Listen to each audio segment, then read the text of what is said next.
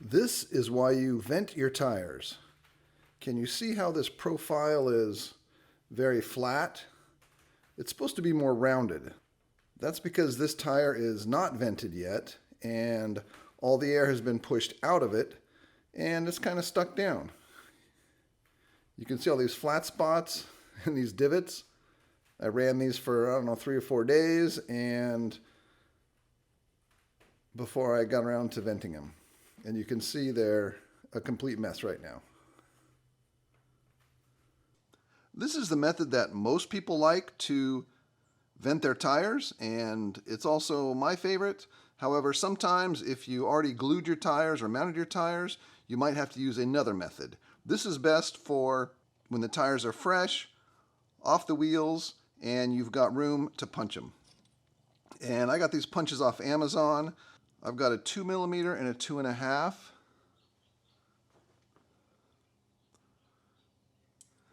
Some people like 3, but I don't like to go too big because then dirt and water gets on the inside. I mean, water's going to get in regardless, but if you can keep them small, it's probably better. You all know how much I love my free Trex decking samples. What I'm going to do is just find the spot I want, set it out here, and then punch it through. Now ideally, you want to find a spot that's reinforced by the tread pattern. So right here is a really good spot. It's kind of got some walls around it. That's probably a great spot. Yeah, on this particular tread pattern, this is a Proline Hyrax 22 LP. It's the lower profile version. I think it's 5 1/4 total diameter on a 2.2 wheel. And a lot of people like to do it on the sidewalls too. So this is probably a good spot, you know, somewhere where it's reinforced around the outside. I've never done it on the sidewalls. I kind of think doing it on the tread might be a little more robust because your sidewalls get twisted. So your sidewalls are also super thin. So I haven't done it on the sidewalls, but let me know if you've had good experience with it on the sidewalls. Personally, I like to do 3 holes. So I'll just make a couple marks so I remember. I think 3 lets it breathe better than 2, especially if you're at the bottom and one of the holes is blocked. I like to do at least 3, and if you do 4 or more, I think it's just weakening the tire too much and probably unnecessary. But it kind of depends on the number of holes and the size of the holes that you put in. So for this tire, I think the 2mm fits best in that spot. So it's quite simple. You find your spot.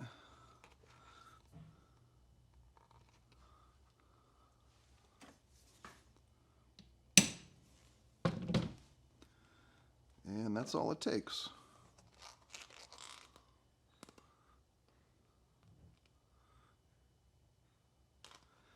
And you can see it's nice and reinforced by the tread pattern. So I'll do that in 2 more places. I also like to alternate, so from the right side of the tire to the left side of the tire.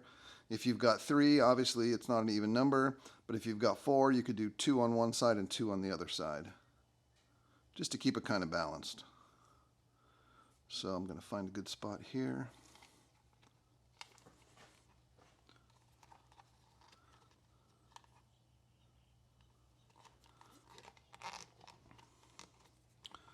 Spread it out nice. Some people like the pliers that you can just go in and punch it through. That might be more efficient. I kind of like the control of doing it this way, but there's lots of ways to make a hole, that's for sure.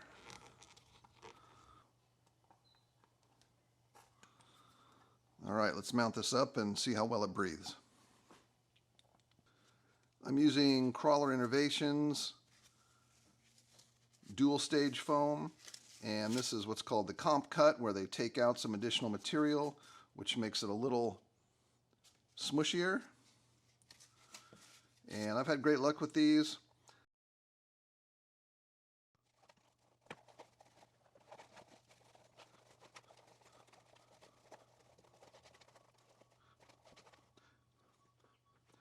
You want to make sure this is super nice and straight, that it's balanced left to right, and you have as few, if any, wrinkles as possible. So make sure you go through and kind of straighten out the wrinkles and be sure it's balanced left and right.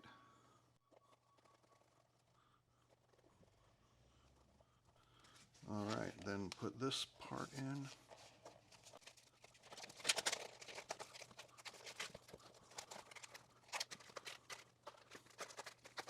Once you got that in, go back and look all around the side. Make sure you can see the outside foam all the way around.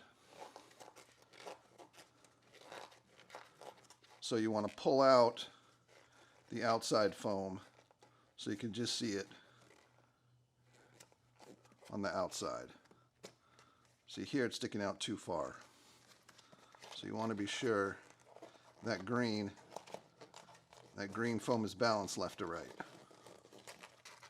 Let it find its happy place.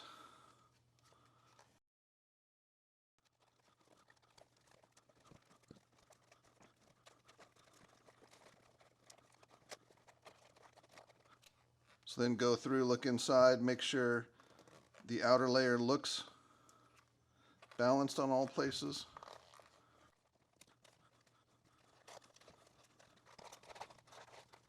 All right, now let's put the rim on.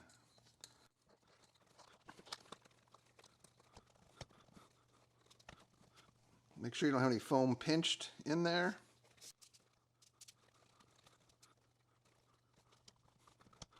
Most of you probably don't use plastic glue on rims, but these are so light and so cheap, and they're extremely strong. I've never broken one, knock on wood, and I've had a lot of success with these. If you want to save a ton of weight and money, these Crawler Innovation plastic rims are really a hidden gem. So now the real test is how much air will flow through the holes. As long as your tire rebounds quickly, you've got enough airflow. Now normally I would glue these, but they're on tight enough that they're not leaking air, so I don't need to glue them for this experiment, but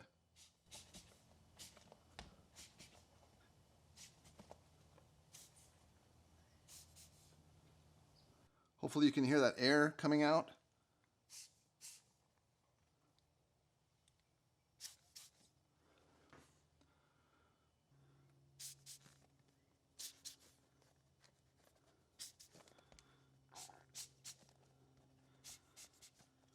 Yeah, as long as the tire rebounds quickly, you're getting enough air in and out that it won't stay stuck down compressed. So those 3 2mm holes on the tread seem to be really great for this tire and these foams.